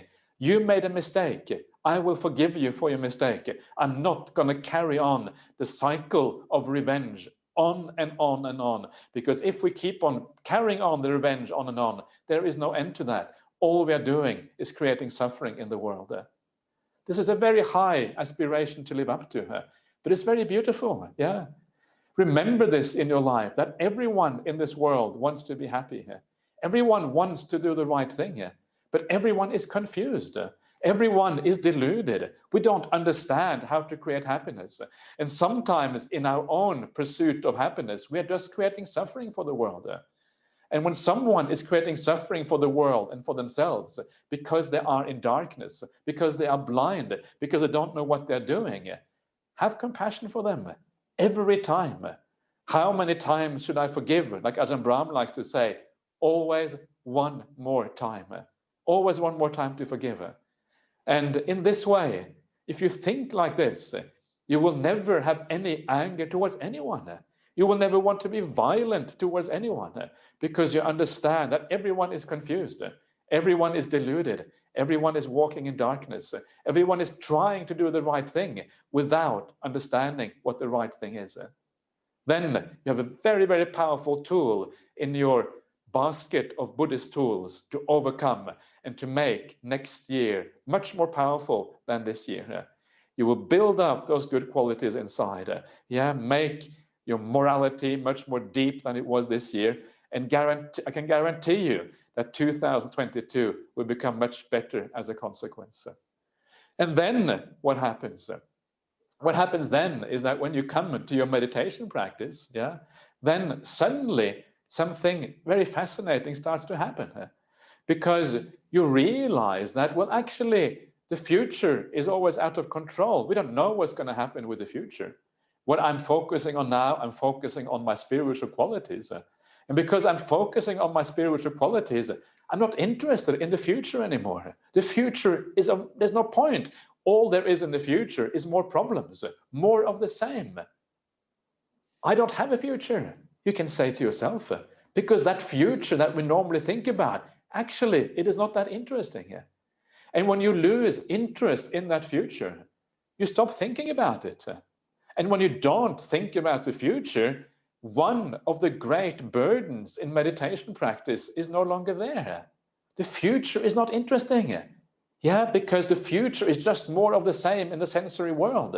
The spiritual life is interesting, and the spiritual life happens now. It happens with this breath. It happens with how I treat this moment, with kindness, with compassion and care. This moment is what matters. It's a powerful way of thinking. It draws you back into the present moment. And because you are able to forgive, because you know that hatred never ends with more hatred, because you can forgive the past is also gone. 2021 may have been a bad year for many people. Let it go. It's the past. Yeah, there's nothing more to do with 2021. Forgive everyone in 2021. Forgive everyone who made mistakes. It doesn't matter who they are in the world. Everyone is forgiven. Let's move into the new year in a positive way. And then when you sit down for your meditation, past is gone. Future is gone.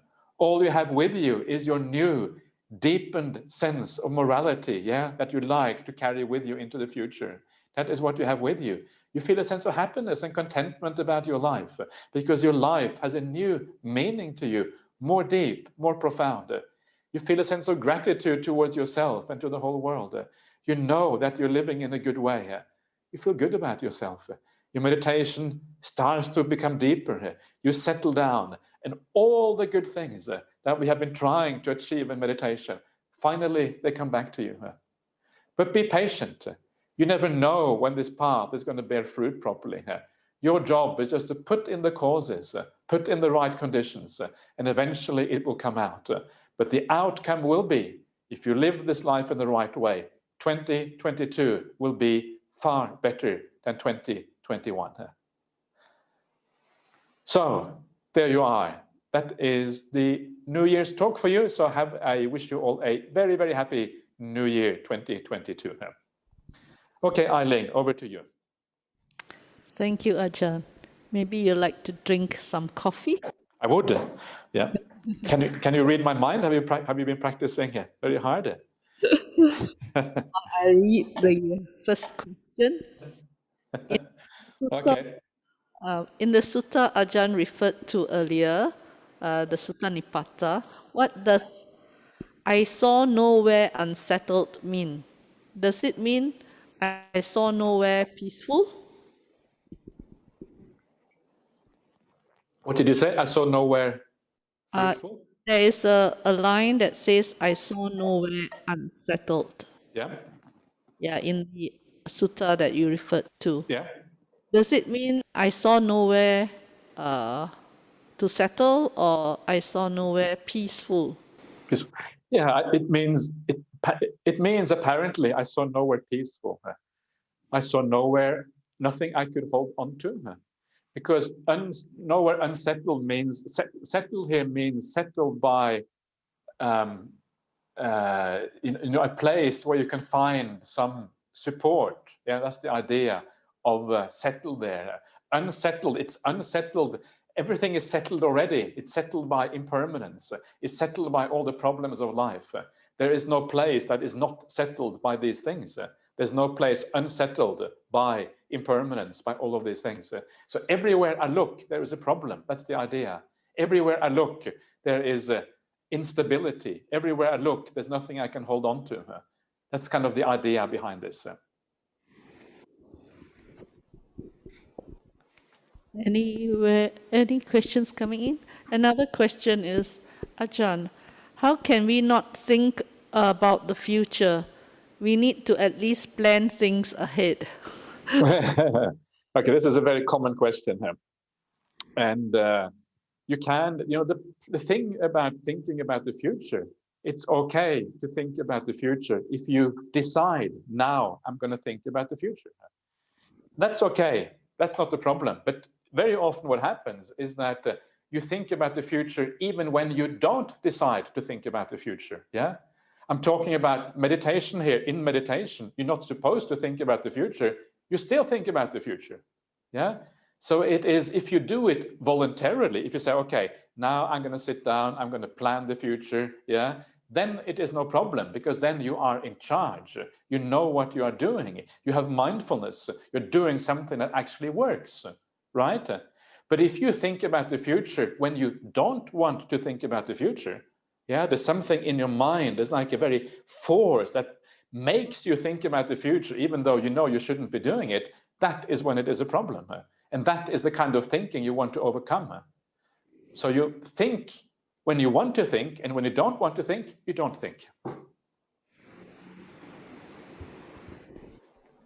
Thank you, Ajahn. Do you have any questions? Maybe invite people to send in questions if you have any to the Facebook.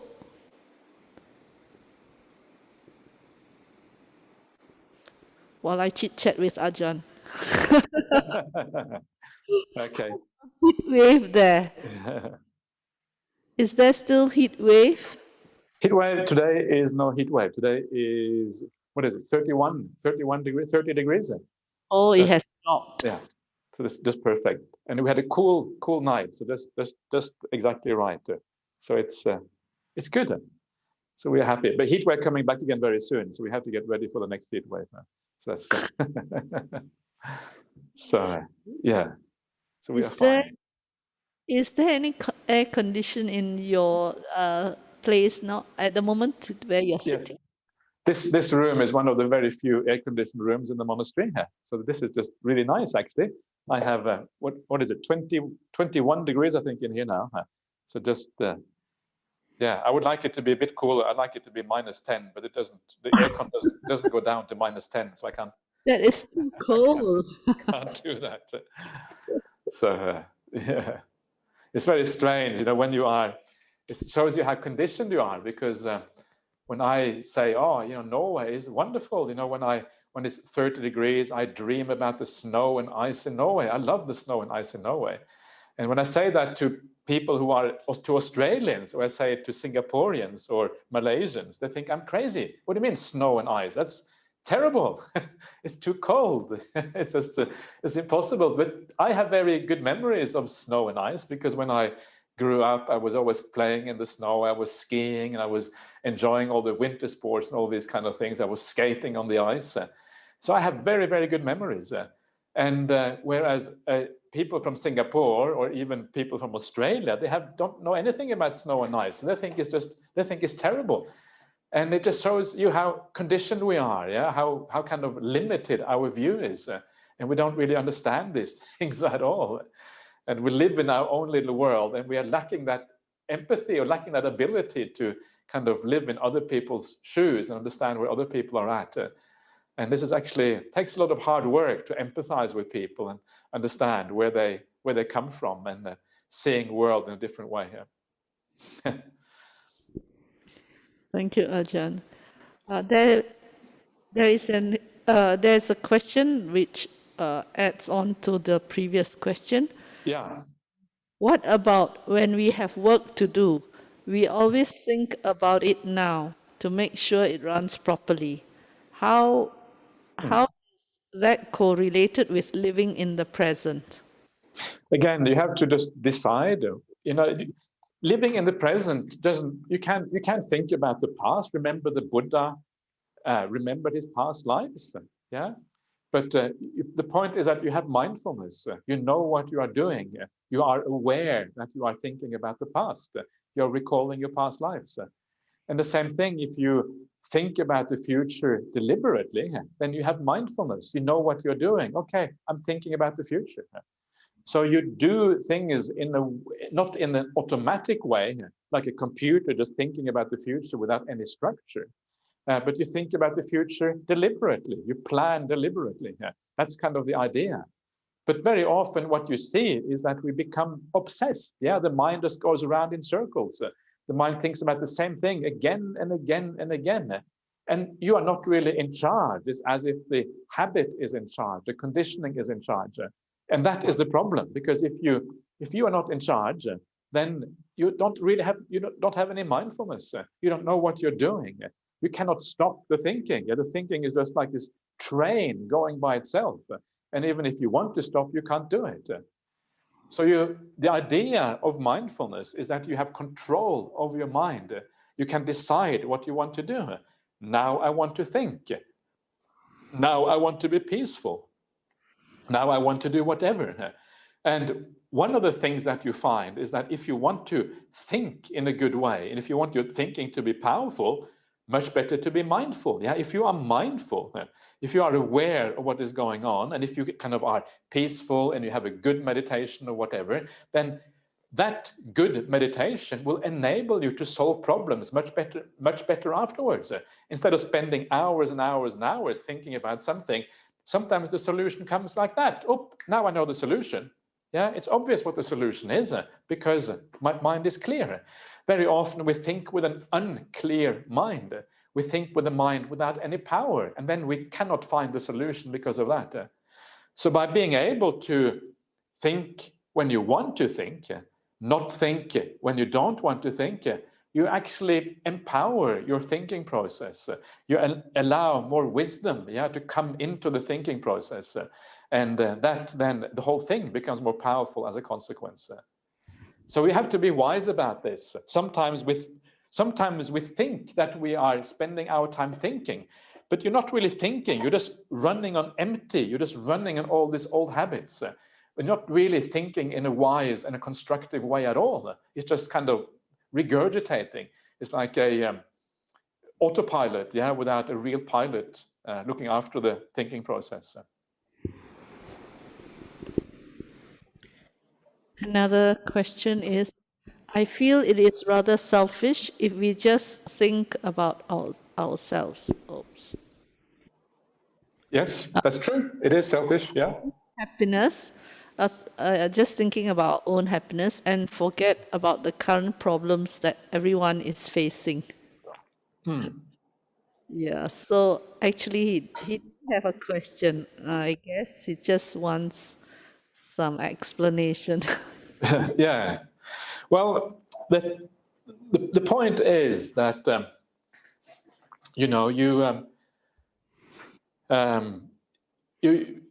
the idea is to understand that there often is no solution to those problems in the world. Yeah. And very often, if you think too much about them, you get sad, you get depressed, you have climate change anxiety. And the more, if that is what it leads to, if it leads to depression and anxiety, then you often become paralyzed. And when you become paralyzed, you can't do anything at all because your mind state is so dark and so negative that your ability to do anything effective for anything in the world is gone. You can't do anything. If you want to be as effective as possible in doing something for the world, you want to have a positive mind. You want to have a mind with energy. You want to have good qualities inside so that you can ask yourself, how can I be of service for the world? Yeah. And so the best way to be of service is actually to withdraw a little bit. If you are fully involved, if you are fully attached to that world to such an extent that you get depressed or sad about it, you're not going to be able to help. So understanding that the problems in the world may not be solvable, there may not be a solution. Maybe there is a solution, maybe there is not. I mean, if you look at human history, it always goes in waves. Yeah, sometimes it goes well, then it goes down, it goes up again. So we cannot really expect any final solution. All we can expect is more of these waves going round and round, this way and that way. There is no final solution in that realm. And when we understand that there is no final solution, we won't get depressed, we won't get sad, we won't get all of these things when the world goes wrong. We would say, actually, the world going wrong, I expected that. It's okay if the world goes wrong because I have done something else. I have built up good inner qualities for myself. Yeah, it gives me resilience. I can be resilient in the face of all the problems of the world. And because you are resilient, you can be more helpful for the world. So what I'm saying is not that you shouldn't care about the world. I'm saying we should detach a little bit more from the world, understanding the limitations of the world so that we don't get upset and sad when the world goes wrong, which it will. Yeah. Why did people get so upset about COVID? Well, because they didn't expect COVID. Why didn't they expect COVID? Well, because of wrong view. Yeah, like Ajahn Brahmali always says, doctor, something is right with me. I'm sick again today. Yeah, when you get sick, it's right, it's not wrong. And this is kind of the point. You don't allow these things to surprise you. You understand the nature of the world. If you don't understand the nature of the world, it's like walking in darkness. It's like being deluded. It's like not accepting what actually is the truth of things.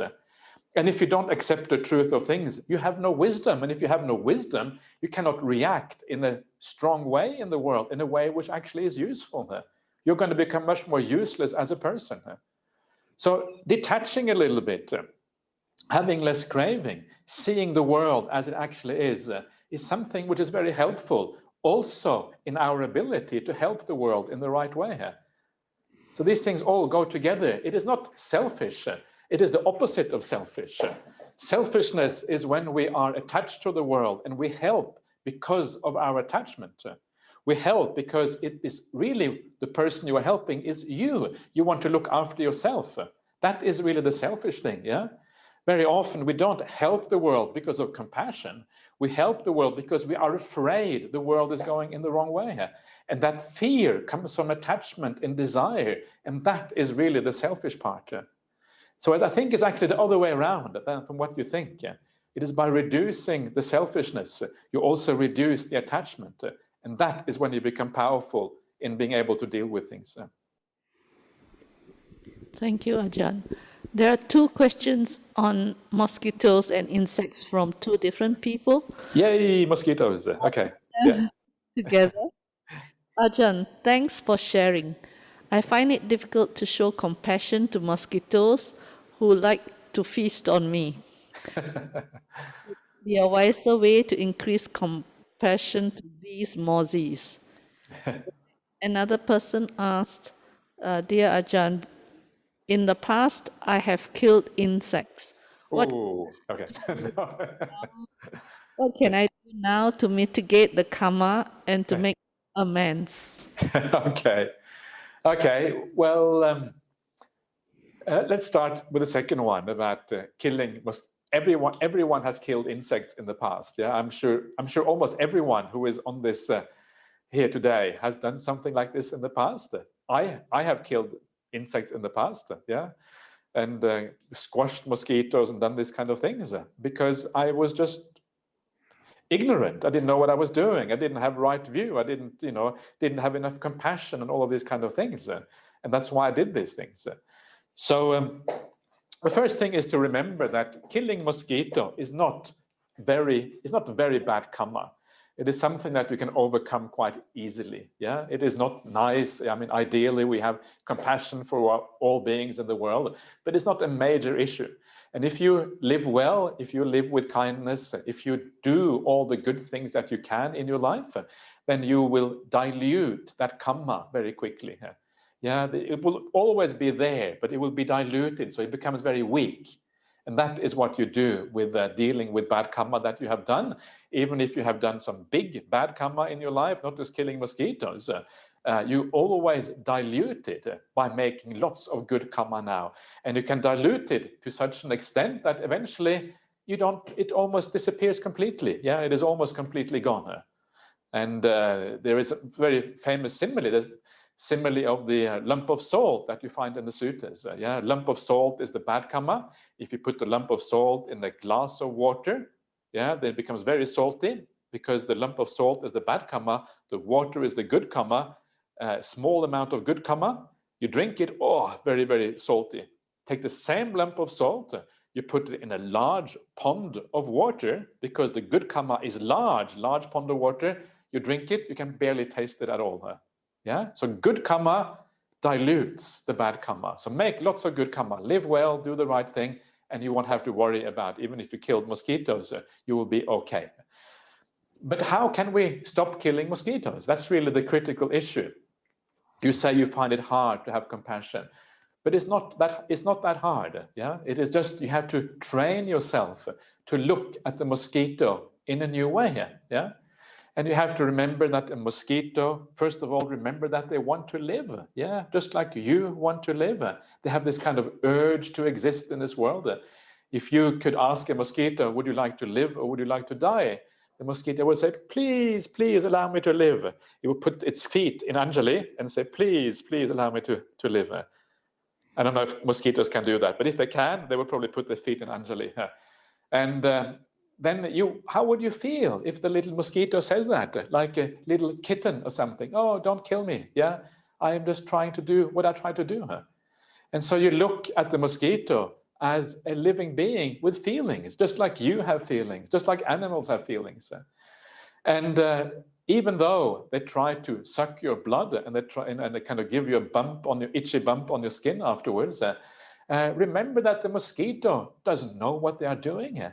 The mosquito doesn't know that it is, sitting and irritating a human being. They have no idea what they're doing. They're just looking for food, and they require this food for their offspring or whatever it is for the future. And they're just kind of going about their life. And as in the middle of going about their life, they kind of, they get smacked over the head and they die, splat just like that. And so the idea is just to remember what the mosquito is. It is like this little thing following its ancient habits, not really knowing what it's doing. It doesn't want to hurt you at all. It just hurts you by accident. And then when you think like that, you are able to deal with the irritation of the mosquito. Yeah, instead of the mosquito kind of being terrible or whatever, you think, okay, whatever. If the mosquito wants to bite me, let the mosquito bite me, even if it does that. And then you look for a solution, how you can avoid the mosquito in the future. Yeah, what are the tricks that you can use? For example, if you have a mosquito in your room, maybe you can have a mosquito net around your bed or something like that, or maybe you can kind of have a better mosquito screen on your window, or whatever it is. You look for a solution to avoid mosquitoes in the future. Sometimes you will not avoid them, and if you can't avoid them, then say, okay, it's fine. Yeah, if the mosquito wants to suck my blood, let it. I have lived as a monk now for 27 years or thereabouts. And I have never had to kill a mosquito in my 27 years as a monk. Yeah, and often I do get mosquitoes inside my kuti. Not often, but sometimes they come inside my kuti. What do? I try to show them the door. I try to get them to leave if I can. Yeah, and if I can catch them in a good way and get them out, I do that. But in the end, if I can't catch them, I let them be. And if they want to suck my blood, please, I will happily donate a little bit of blood to a little mosquito. You can have some blood for me. As long as you promise not to suck me completely dry, I will allow you a little bit of blood. That's all right. So that's kind of the way to think about things. Yeah, so try that. But the only way to make it work is if you have compassion for that mosquito. You have to see it as a being with feelings. And when you see it as a being with feelings, then you may actually have success. Thank you, Ajahn. Another question. Dear Ajahn, when we get used to doing good, sometimes the act of doing good becomes automatic without feeling much joy in the mind. Does it mean the mind was not mindful enough? And should we always bring the joy in the mind during the process of doing something good?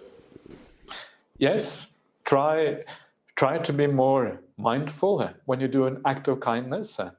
Remember that when you do an act of kindness, remember the other person. Remember that you are supporting somebody. Yeah. Remember that you are bringing some relief to another person's life. You are alleviating the suffering, bringing them a degree of happiness. Yeah. If someone helps you with kindness, it feels very nice. Yeah. In the same way, you're helping another life to have a better life. So you're doing something very positive, supporting other people in the world.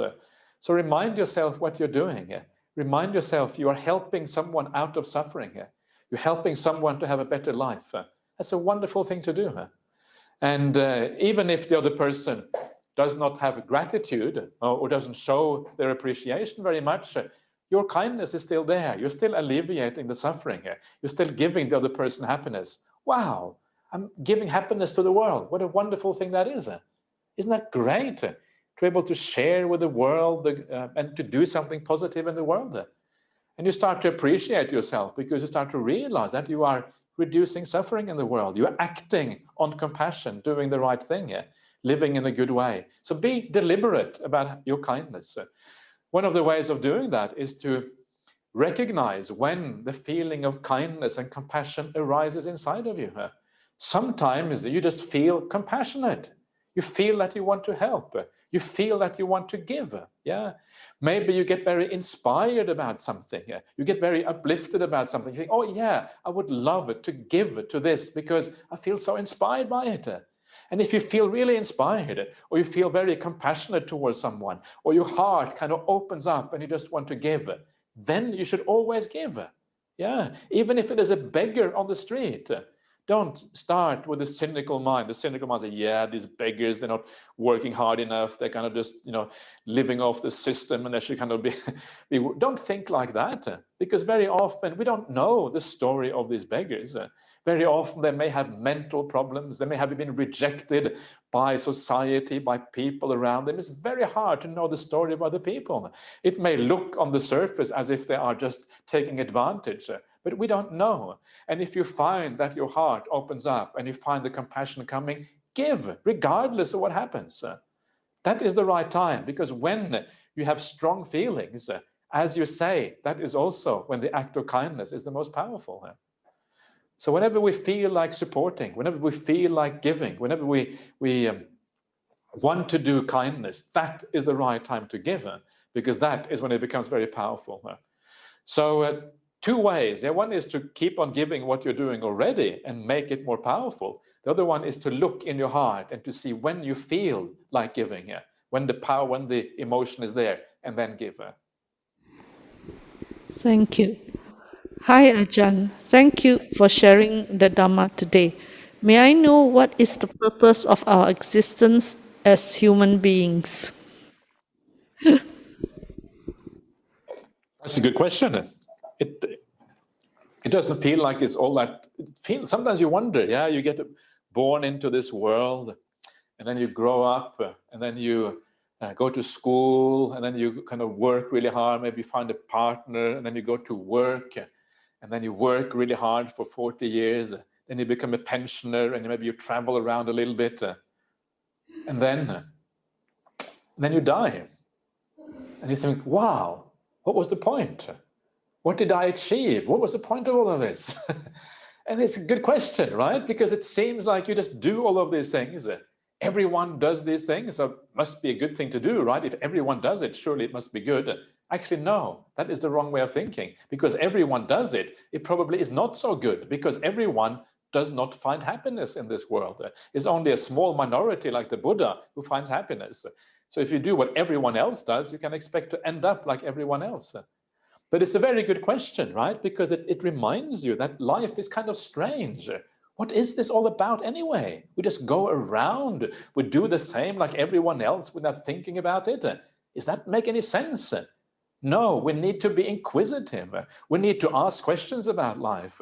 We need to ask what is truly fulfilling, what is truly meaningful. And if you look into your heart, you will know that what you want is very obvious. What we want is fulfillment. We want less suffering. We want to be happy in a contented and satisfied way. Yeah. Every time you look into your heart and you see the craving or the desire arising in your heart, what does that craving say? The craving says, I want to reach satisfaction. In other words, you want the craving to go away so that you can reach satisfaction. That is what we want. The problem is, that is the meaning of life, because that is what we want right there inside of us.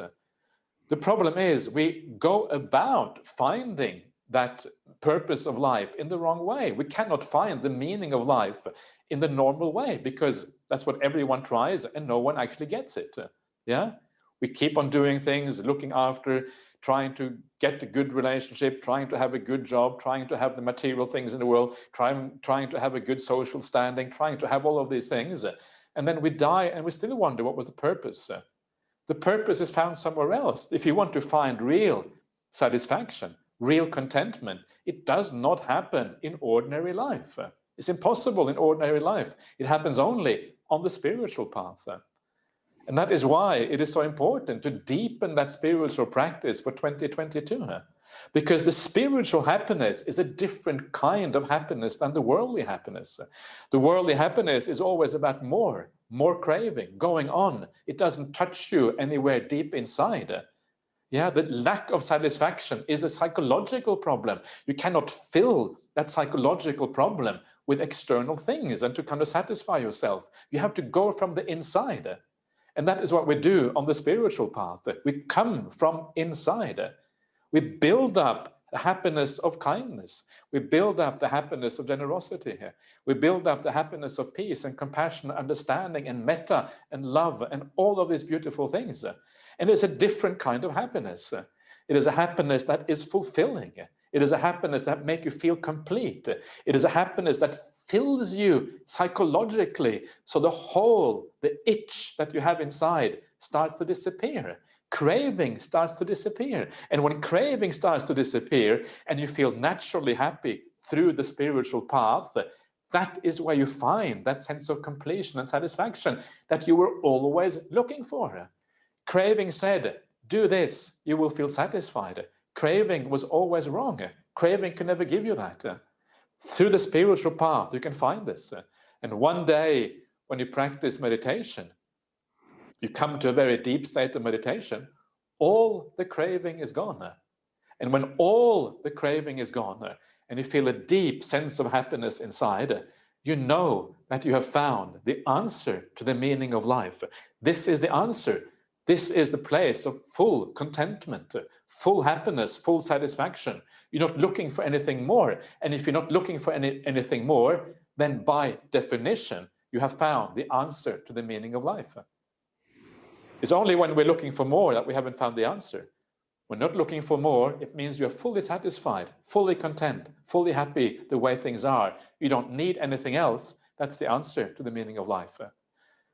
So the answer is, the meaning of life is to practice a spiritual path to find that final contentment and happiness that everyone is looking for. Yeah. Thank you, Ajahn. Would you like, time is running up. There are two more questions. Would you like? Sure, we can take those. Yeah, go for it. Okay. I guess what Ajahn is talking about, the middle path of doing and planning. We need to plan and find ways to solve future problems that we probably will be unable to foresee. But we probably will be unable to foresee all problems and solve all problems. So how do we do our best and leave the future to its course in the practice, as it's a difficult one? I think that doing your best very often means that you are to be prepared for the problems of the future. Yeah, that's what often means doing your best, because when you are prepared, then you can deal with them in a good way. And the best way to be prepared is to be resilient. And to be resilient, as I mentioned before, you have to have all of these qualities inside that make you independent of the world, at least to some extent. So you have a power inside of you, an ability inside of you to deal with problems when they arise. And that resilience comes from living well, having good qualities inside, all of these kind of things. And then when the problems in the world arise, then you will deal with them in the best possible way. Of course, we do a little bit of planning in our life. We don't become stupid, yeah. And you sit back and think, yeah, okay, I need to have insurance, I need to have these kind of things, and you do all of those things, but you don't spend your entire life worrying about these things, because if you spend your entire life worrying about these things, then you will die, and you will still be worrying about those things, and you realize when you die that you wasted the opportunity to live well and live in a good way. So plan at the right time. Live but live life wisely, so you don't go around planning all the time, thinking about the problems all the time, and then live your life in a way so that you become more resilient as a person. Thank you, Ajahn. Please don't send in any more questions, as we don't have time to answer anymore. There's one left over from the retreat the person want to ask, and another one is, I would be relocating to a new country to live in. How can we better prepare ourselves for changes in life? Just, one of the most important things in life to be prepared for changes is to have the triple refuge, the Buddha, Dhamma, Sangha.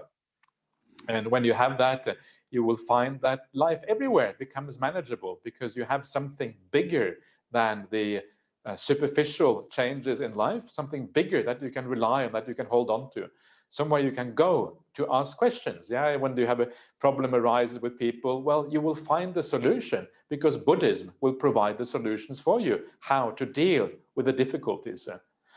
But it is true, it is challenging, to change country. I don't know how far away you're going, but it is always challenging, because new culture, new way of thinking, people doing new things. So go, be humble when you go to a new place.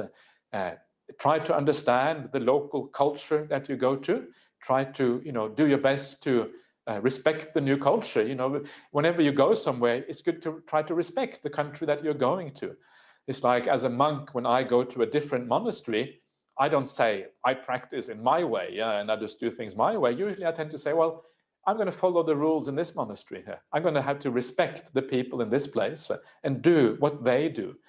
Even though I might think that they're practicing in the wrong way, that's what I should do if I am the guest and the visitor.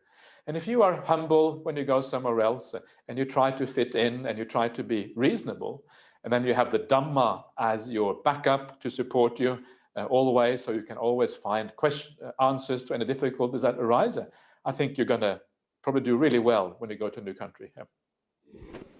Thank you, Ajahn. We'll take this last question. This question was not being picked during the recent retreat. Wonder if you could shed some light on this question. Ajahn, is there a weakest link within the 12 dependent origination? If there is the weakest link, which link is the easiest to break? Okay, there is only one link you can break, and that is the first one, ignorance. The other links, for example, people talk about breaking the link between feeling and craving, and you cannot just break it. What you can do with that link is you can reduce the craving, but you cannot just end the craving by being mindful or whatever. The only way you can end craving is by ending ignorance. So it is the first link of dependent origination that is the most important one. If you get the samadhi, you practice the Noble Eightfold Path, you see things clearly, bang, ignorance is gone. And when ignorance is gone, the whole thing unravels, and yay, you come to the end of the Buddhist path. So there you are, that's the weakest link. Thank you, Ajahn. Sadhu, sadhu, sadhu. Okay, very good, Eiling. Shall we pay respect? Respects to the Triple Gem and then to Ajahn. Yeah, okay, let's pay, I will lead the chanting, so we pay respect to the Triple Gem. Arahang Samma Sambuddho Bhagava Buddhang Bhagavantang Abhivademi Svakato Bhagavata Dhammo Dhammang Namasami Satipatthana Bhagavato Savaka Sangho Sanghang Namami.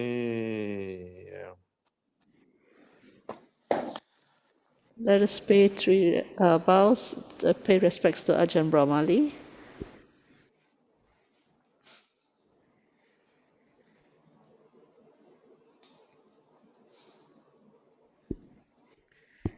Thank you, Ajahn, for the lovely talk to start off our year. Yeah. Very good. Okay. I hope you're not too tired because after the long retreat. Yeah, that's good. Always nice to be with good friends, and it's a shame I haven't been able to come to Singapore for so long. We are still discussing, Eiling, just for information. I've tried to discuss with Ajahn Brahm where we can go and what we can do in the future, but it's still a little bit early because it's still a bit uncertain what's happening in Australia. But as soon as we know, I promise to get back to you. So we'll see what we can do here. Sure. So, we would like also to thank Ajahn for the lovely in memoriam blessings and the short talk that we had yesterday. Very good. Yeah, we had a nice service. Marvelous. Excellent. Yeah, great. Okay. Take care, everyone, and Happy New Year once again. Yeah. Yes, Happy New Year to Ajahn and all the monks in Bodhian. Okay. Bye-bye. Bye.